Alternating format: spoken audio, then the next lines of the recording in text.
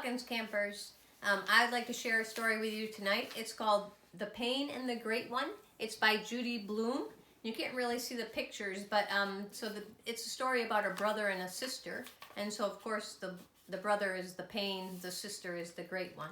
And so it's from two different perspectives. So here we go. Starts out, my brother's a pain. He won't get out of bed in the morning. My mom has to carry him into the kitchen. He opens his eyes when he smells his cornflakes. He should get dressed himself. He's 6. He's in the 1st grade. But he's so pokey, Dad has to help him or he'll never be ready on time, and he'd miss the bus. If he cries, I leave without him. Then Mom gets mad and yells at me, which is another reason why my brother's a pain.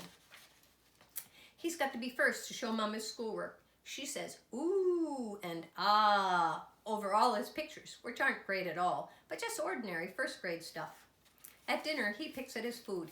He's not supposed to get dessert if he doesn't eat his meat, but he always gets it anyway. When he takes a bath, my brother, the pain, powders the whole bathroom, and he never gets his face clean. Dad says he's learning to take care of himself. I say he's a slob. My brother, the pain, is 2 years younger than me, so how come he gets to stay up as late as I do? Which isn't really late enough for somebody in 3rd grade. Anyway, I asked Mom and Dad about that.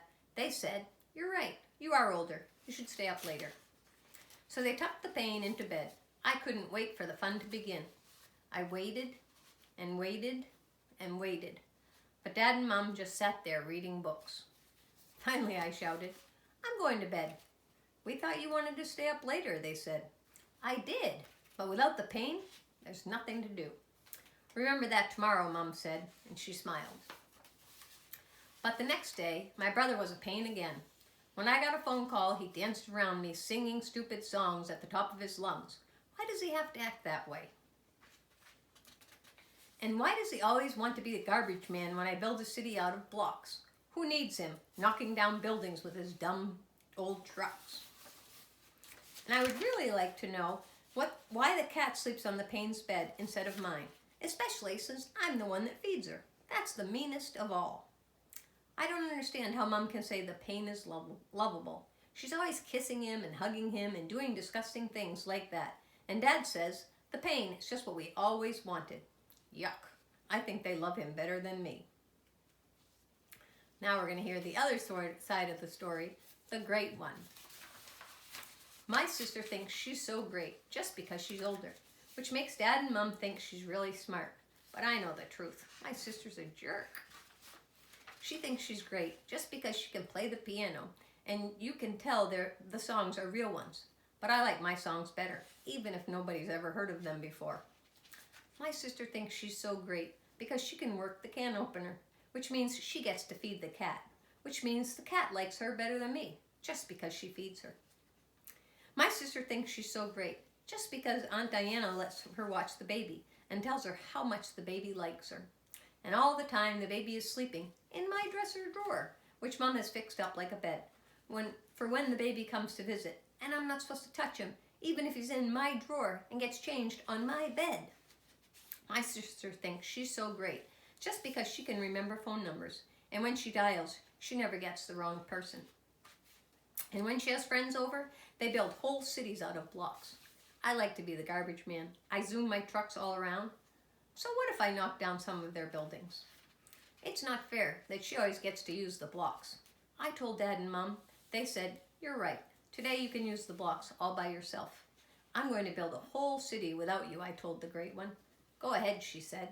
Go build a whole state without me. See if I care. So I did. I built a whole country all by myself. Only it's not the funnest thing to play blocks alone, because when I zoomed my trucks and knocked down the buildings, nobody cared but me. Remember that tomorrow, Mom said, when I told her I was through with playing blocks. But the next day, we went swimming. I can't stand my sister when we go swimming.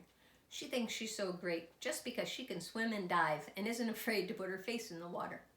I'm scared to put mine in, so she calls me baby, which is why I have to spit water at her and pull her hair and even pinch her sometimes. And I don't think it's fair for Dad and Mom to yell at me because none of it's my fault, but they yell anyway. Then Mom hugs my sister and messes with her hair and does other disgusting things like that. And Dad says, the great one is just what they always wanted. Yuck. I think they love her better than me. So I think that's just a really funny story about brothers and sisters and how they care about each other. And I can imagine what's happening right now. You guys are stuck at home with your brothers and your sisters, and it can be really challenging. And I just want to remind you all to remember the 4 character values that you learn at camp: caring, honesty, respect, and responsibility. And that you can be very helpful to your parents at this time by helping take care of your younger siblings and just doing what you can to be nice to them and helping them if possible. So before I leave, I want to read that story, Good Night, Camp Huckins. And I really want to encourage campers to make sure you draw pictures for me so that we can make this into a book. Okay, so this was written by JC's, or the double SC's, I think, of 2013. And they wrote it like the Good Moon book, but we're hoping we're going to make a Good Night Camp Huckins book. So in the great big camp, there were 34 cabins, a couple of bent spoons, and the call of a loon swimming under the moon. And there were 3 little goats, and lifeguards on floats, and piles of mail, and boats setting sail. Girls singing on tables, and horses in stables, grace before meals, and friendly nurses that heal. A heart off the tower, campers taking cold showers, and an awful lot of girl power. And a sleeping counselor saying shh at rest hour. Toys in the sports shed, and sleeping on bunk beds. The smell of the pines, and messy clotheslines. S'mores with your neighbors, and don't forget your capers. Grilled cheese and nugs, and big goodnight hugs. Good night, camp. Good night, camp. Good night, loon calling under the moon. Good night, goats, and good night, floats. Good night, mail, and good night, sails. Good night, songs on tables, and good night, horses in stables. Good night, meals, and good night, heels. Good night, tower.